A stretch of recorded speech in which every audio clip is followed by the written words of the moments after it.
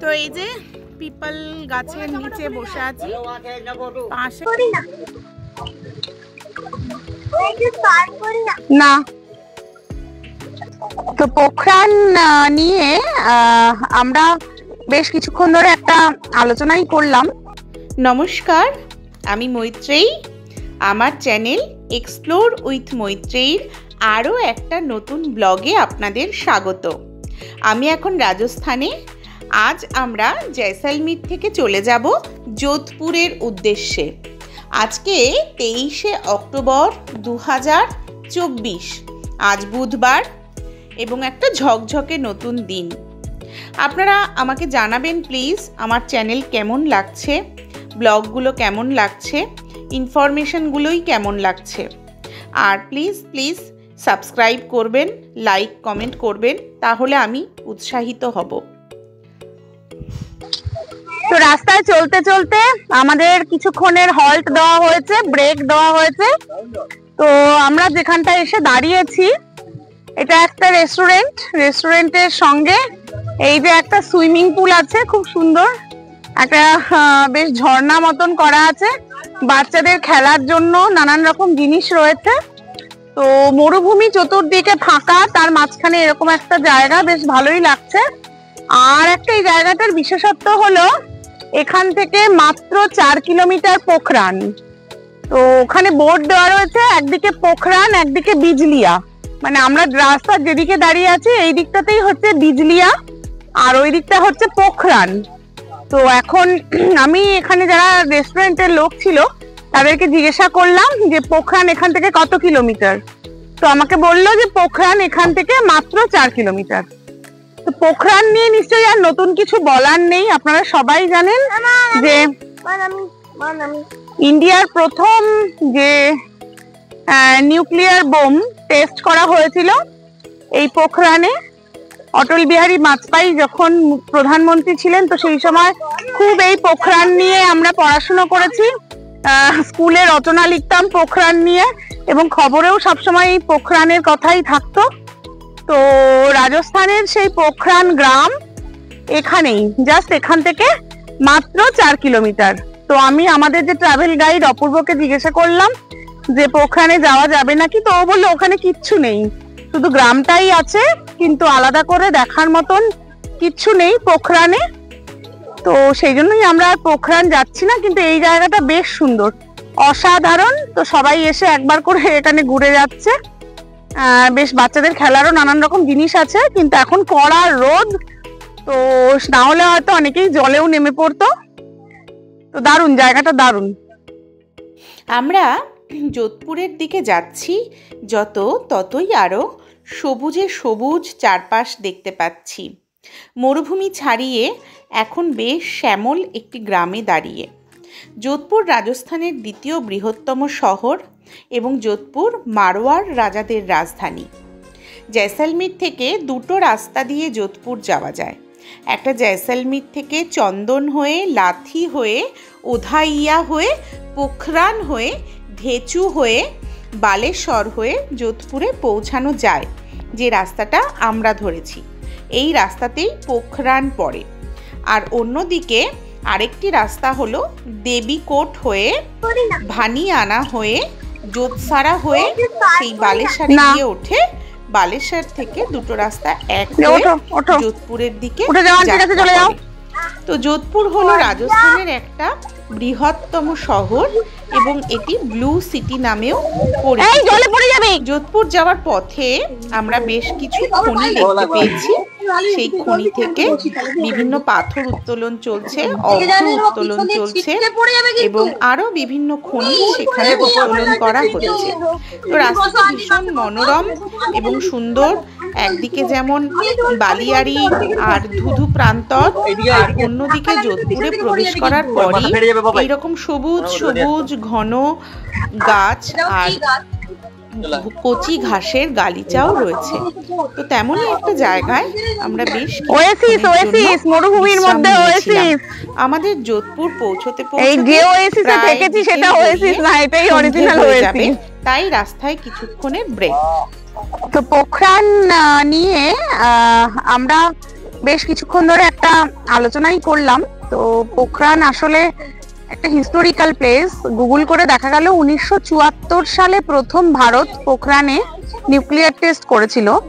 যদিও সে সময় আমাদের জন্ম হয়নি বা সে সময়ের ঘটনা আমরা জানি না। তো তারপরে আমেরিকার একটা চাপ ছিল, দীর্ঘদিন ভারত নিউক্লিয়ার টেস্ট করতে পারেনি। কিন্তু 1998 সালে অটল বিহারী বাজপেয়ীর সময় এই পোখরানে নিউক্লিয়ার টেস্ট করা হয়েছিল এবং গুগলে দেখাচ্ছে 11ই মে এবং 13ই মে এই দুদিন নিউক্লিয়ার টেস্ট এখানে হয়েছিল। আর এখানে লোকেরা আমাকে বললো যে 4 কিলোমিটার এখান থেকে পোখরান গ্রাম, কিন্তু গুগল দেখাচ্ছে 8 কিলোমিটার। তো এবং সেখানে আমি তো সার্চ করে দেখলাম যে কোনো স্মারক বা কিছু আছে কিনা, কিন্তু সেখানে কিছুই নেই। তো সেই অর্থে একটা সাধারণ গ্রামই মাত্র, কিন্তু এই জায়গাটা এসে এরকম একটা হিস্টোরিক্যাল প্লেসে এসে ভীষণ ভালো লাগছে। কারণ 1998 সালে তখন আমি ক্লাস 8-এ পড়ি এবং 1998 সাল মানে তখন আমাদের বাড়িতে একটা সাদা কালো টিভি ছিল এবং সেখানে সেই অটল বিহারী বাজপেয়ী যাচ্ছেন একটা ধুতি পরে পোখরানে বিস্ফোরণের জায়গাটা দেখতে। তো সেই ছবিগুলো ভীষণভাবে মনে পড়ছিল এবং সে সময় স্কুলের রচনাতে প্রায়ই আসতো এই পোখরান নিউক্লিয়ার টেস্ট রচনা লেখো, তো স্কুলের রচনা এটা আসতো। তো সেই জায়গাটায় আমরা এসেছি এবং ভীষণ ভালো লাগছে। বেশ দারুণ একটা অভিজ্ঞতা, বেশ অন্যরকম লাগছে।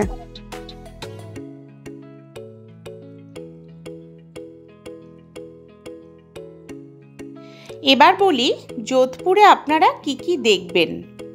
যোধপুরের মূল আকর্ষণই হলো মেহরানগড় ফোর্ট, এবং মেহরানগড় ফোর্ট এক বিরাট ফোর্ট যেটা দেখতে প্রায় একদিন চলে যাবে। তাছাড়া আপনারা দেখে নিতে পারেন জসবন্ত থাডা, আর দেখে নিতে পারেন উমেদ ভবন। পাশাপাশি একটা মান্ডোর গার্ডেন আছে শহরের মধ্যে, সেটাও দেখে নিতে পারেন। আর একটু শহর থেকে দূরে শিল্পগ্রামেও আপনারা কিছুক্ষণের জন্য ঘুরে আসতে পারেন। তো বাসটা খাওয়ার জন্য দাঁড়িয়েছে রাস্তার পাশে একটা জায়গায়। কি সুন্দর খেতি হয়েছে দেখুন। তো এখানে ওই আমরা এটাকে ফুটি বা বাঙি বলি, ওই রকমই একটা ছোট ছোট টাইপের, সেগুলো সারা মাঠ জুড়ে হয়ে রয়েছে। এত সুন্দর লাগছে দেখতে, ফুটি ফুটি ফুটি। আর এগুলো পুরো জায়গাটা ভর্তি হয়ে রয়েছে ফুটিতে। তো এত সুন্দর লাগছে এই ক্ষেতটা, দারুণ। কিন্তু ওরা ওই গেট লাগিয়ে রেখেছে, মানে ওপাশে গিয়ে ক্ষেতের মধ্যে গিয়ে দেখানো যাচ্ছে না। আর এই দিকটা পুরোটাই মাঠ, পুরোটাই দারুণ একটা মাঠ। আর এপাশে এরকম একটা গাছতলায় খাটিয়া পেতে রেখেছে। আর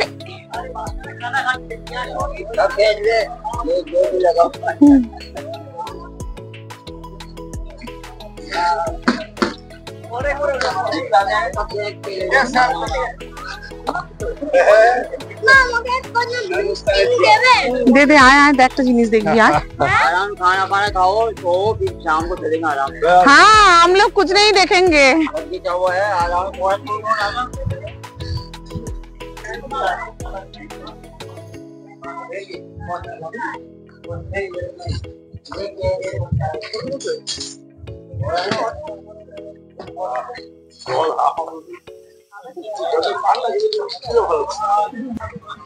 এখানে এই যে পিপল के पेड़ के नीचे खटिया बिछा के सो जाओ।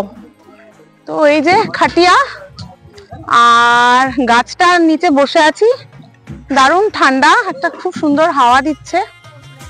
তো বাইরেটা যতটাই গরম, আবার এই জায়গাটা ততটাই ঠান্ডা। আর ওখানে একটা মাটির কলসি, 4-5টা মাটির কলসি রেখে দিয়েছে। তো সেই মাটির কলসির জলগুলো এত ঠান্ডা, এত সুন্দর, ওফ খুব সুন্দর লাগছে এই জায়গাটা। মানে যে কোনো টুরিস্ট স্পটের থেকে এইরকম হঠাৎ হঠাৎ একটা জায়গায় দাঁড়িয়ে পড়লে দারুণ লাগে। বুবু কেমন লাগছে জায়গাটা? দারুণ দারুণ। খাটিয়াতে বসেছো? বসে বড় খাটিয়াতে, আমরা খাটিয়াতে খাবো আজকে। হ্যাঁ, আর ওপাশে একটা ক্ষেত আছে, সেই ক্ষেতে প্রচুর ফুটি হয়েছে। আর এটা একটা পিপল গাছ, পিপুল গাছের ছায়ায়, পিপুল গাছের ছায়ায় পিপল কে পেড়, তার নিচে খাটিয়া পাতা, সেখানে আমরা বসে আছি। চল চল চল।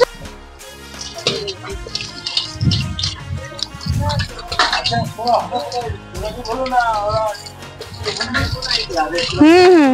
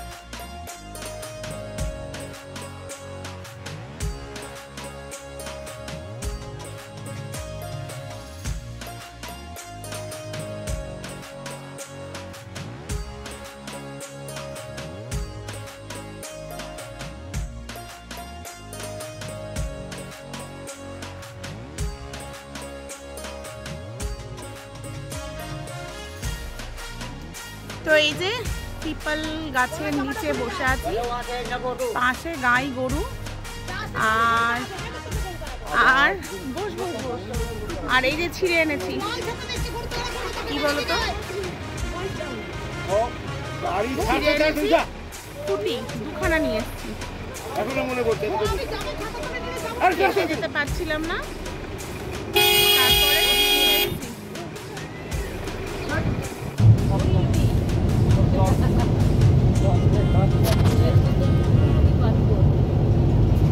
এই যে যোধপুরের দিকে যত এগিয়ে আসছি ততই পাথর তৈরির খাদান আরো বেশি করে চোখে পড়ছে। এই খাদান থেকে পাথর তুলে গাড়ি করে সারা ভারতবর্ষের বিভিন্ন প্রান্তে সাপ্লাই হয়ে যাচ্ছে। এগুলো দিয়েই আমাদের বাড়ি সুন্দর করে আমরা পাথরে সাজাই। যোধপুরের কাছাকাছি আসতেই এরকম ছোট ছোট টিলা পাহাড় অসংখ্য চোখে পড়বে, এবং পাহাড়গুলো একদম সলিড পাথরের তৈরি, যে পাথরগুলোকে পাথর কাটার মেশিন দিয়ে কেটে কেটে বিভিন্ন ব্যবসায়ীরা তুলে নিয়ে যাচ্ছে দেখলাম। আর এই যোধপুরে ঢুকতেই প্রচুর সবুজ ও চোখে পড়লো। তো যোধপুর ঢুকতে ঢুকতে আমাদের প্রায় বিকেল হয়ে গেছে। এখন আমরা মেহেরানগড় ফোর্ট দেখতে যাচ্ছি। সমস্ত যোধপুর শহরটা বিকেলের আলোয় এক মোহময় দেখাচ্ছিল, এবং মাঝে মাঝেই সেই নীল রঙের বাড়ি চোখে পড়ছিল, যে বাড়িগুলোর জন্যই যোধপুরকে ব্লু সিটি বলা হয়। শহর থেকে 5 কিলোমিটার দূরে মেহেরানগড় ফোর্ট। তো ফোর্টের দিকে যত আমরা উঠে আসছিলাম ততই ওপর থেকে নিচের বাড়িগুলো সুন্দর দেখাচ্ছিল, আর সেই নীল রংটা আরও বেশি করে চোখে পড়ছিল। বিকেলের পরন্ত আলোয় ওই দূরে দেখা যাচ্ছে মেহেরানগড় ফোর্ট। আজই আমরা মেহেরানগড় ফোর্ট পুরোটা ঘুরে নেব, তারপরে কালকে যোধপুরের যে বাকি জায়গাগুলো আছে, যশবন্ত থাডা, উমেদ ভবন, সেগুলো দেখব। তো আজকের মতন সকলে ভালো থাকবেন, টাটা।